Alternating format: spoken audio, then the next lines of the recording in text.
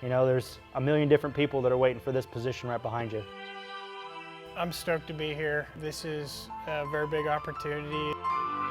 This department is definitely based on being humble, so work hard and don't forget where you started. You ready? You ready to fly?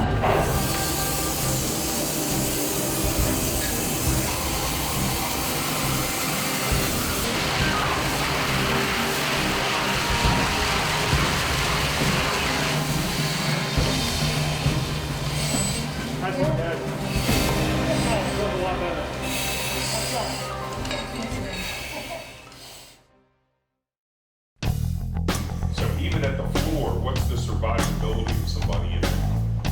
Very unlikely. My name is Tyler Bloom. I was born and raised out in Leawood, Overland Park, Kansas, just off like 151st and Knoll area. My name is James Gabbert. I'm from Olathe, Kansas. Kind of lived everywhere in the Kansas City area. I'm Aaron Henderson, and I'm from Liberty, up north, Pleasant Valley area.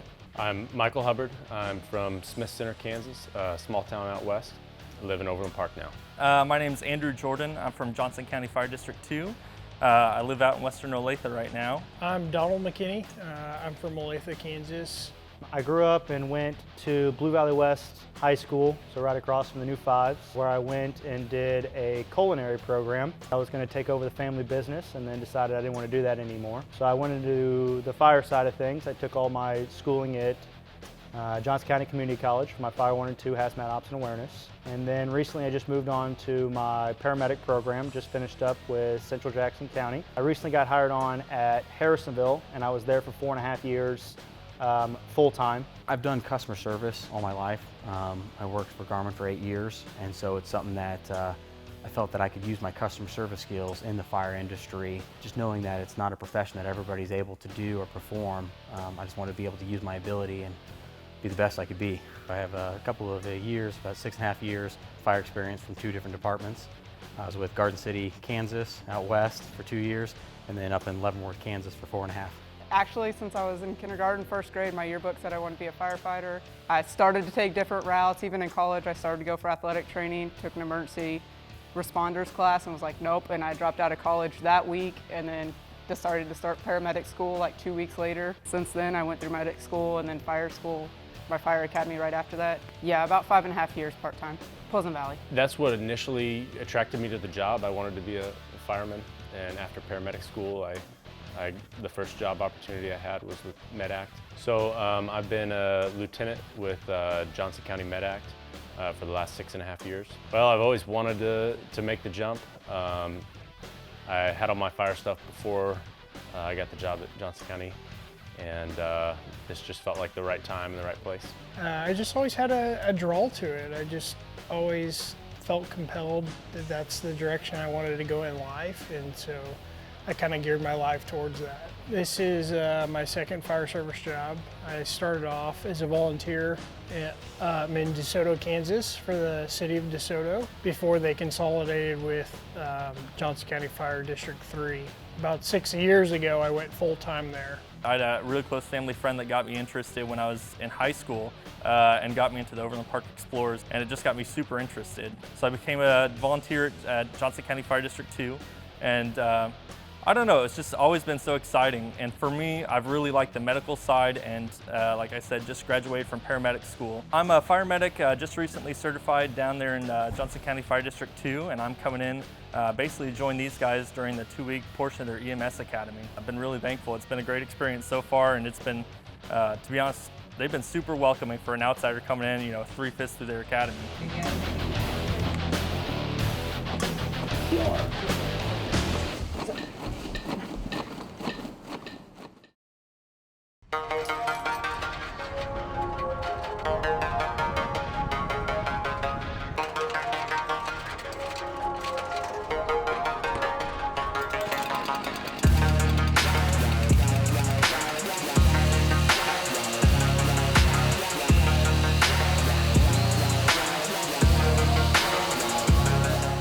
Academy's been challenging for sure.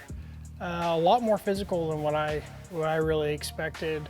Coming from other departments, I've learned a lot, or I've seen a lot of techniques, but coming here to this academy has really opened my eyes, and it's taken all this knowledge that I've known or I've been taught and then really centralized it. It's been nice and actually pushed me to do things I didn't realize I could do.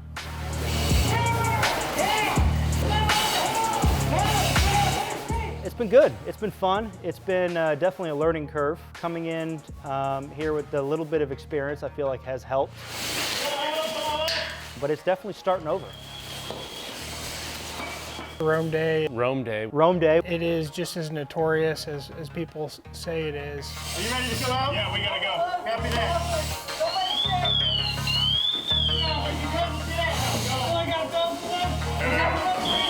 You lost your partner. It beat us up a little bit. Yeah, you're on. Hold on. I got separated from my crew, so I became a Mayday. Copy, you have a lost firefighter somewhere between the first and second floor. Don't take your stuff off, you're going back in with him. We gotta get these people out of here.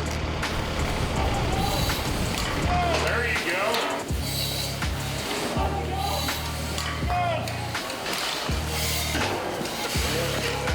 It was a good whipping for us. Rome was pretty rough. It beat us up a little bit, but I think overall it's been a good insight into the department and what's expected, and I'm looking forward to getting on shift. All right, good enough, good enough. Good job. If you need to rotate and move them to make better access for compressions, better space for your airway work, go ahead and do it. 16 ready?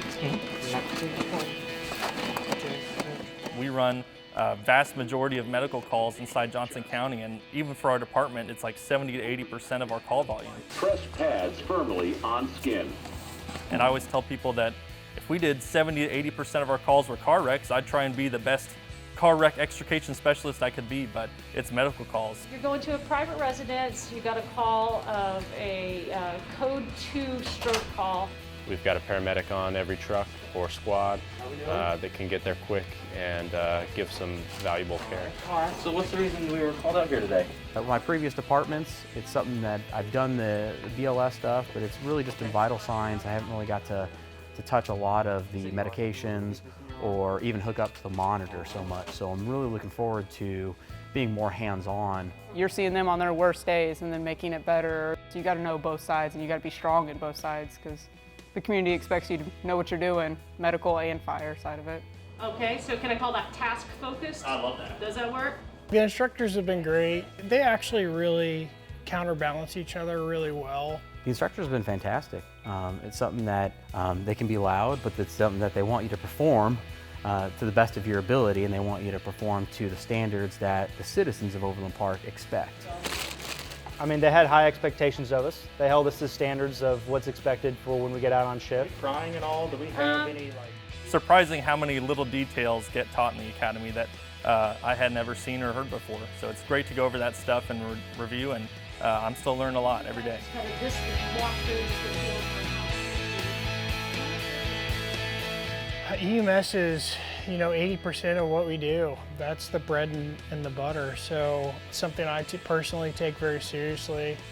And I know that as a first responder, we can make a huge difference in the outcome.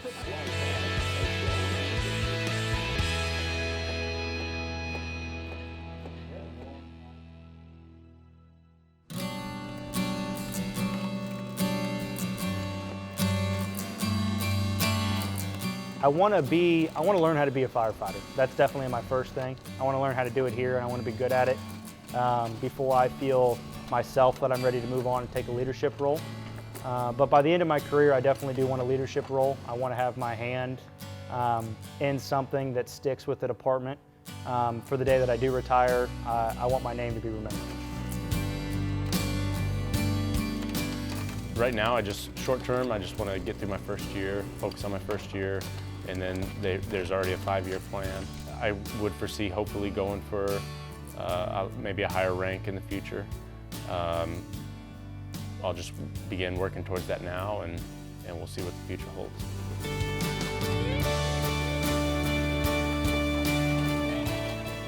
Right now, I'm just especially the first 5 years doing the 5-year plan, advancing all of my education, getting my experience, started to be more comfortable with a lot of things around here, how things run, running calls, kind of just getting your experience, knowing what they expect on a call, and then from there, just building up, making me a better fire medic, and then maybe eventually moving up to lieutenant, but that's a lot of years down the road. This is just kind of a first step for me. I think that Overland Park is going to be something where I can grow. I'm going to learn a lot of great skills. I'm going to learn a lot of traits. Knowing that we can pick divisions and groups. If we want to go tactical, if we want to go hazmat, it's kind of nice so I can specialize in what I like. I think my overall end goals is I'd like to end up doing probably like fire administration, something with investigations or fire marshal type is kind of how I look at wanting to end my career.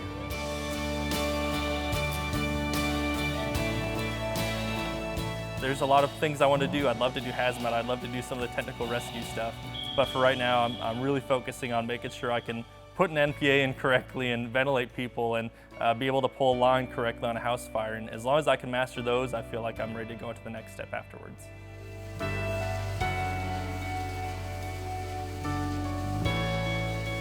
I'm just gonna see, how things work out and how things play. But my big goal is to achieve that 5-year plan that the department has laid out for me, and see where things go from there. See where I fit in the department and what their needs are for me.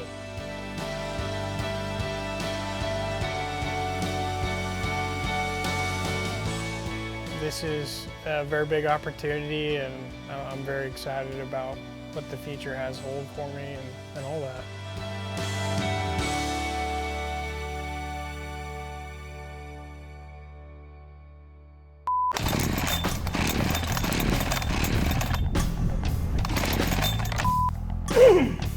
Golly, You're getting choked up. I have a crick in my throat. Is this emotional for you? It is. It's very emotional. You see my big goofy wave that I've been made fun of, just know that's me probably in the backseat of that fire truck waving at you. What is the big goofy wave? I don't know, sometimes you just see someone on the street and you just give them a wave like that. And some people say you shouldn't involve the elbow so much, but that's just part of saying hey. That's part of saying nice to meet you.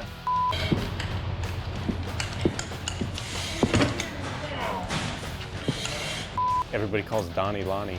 There's another firefighter up here who misheard my name and then kept calling me that all day, and it just kind of stuck. So I'm not super upset about it because I feel like there could be a lot worse nicknames for a guy.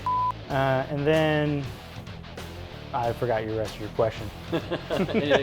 Jay, we haven't actually seen yet. He's been in, it sounds like quarantine from COVID. Poor Jay. Sounds like he's had a rough patch. Kind of hard to even think about when he was here. It's been so long.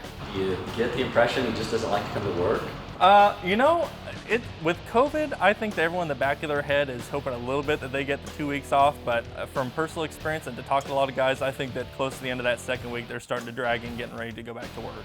No, Jay tried to give me a nickname, but he left, so it didn't stick. Do you want me to keep? Like, what all you want? Yeah. Yeah. What do you want? Yeah.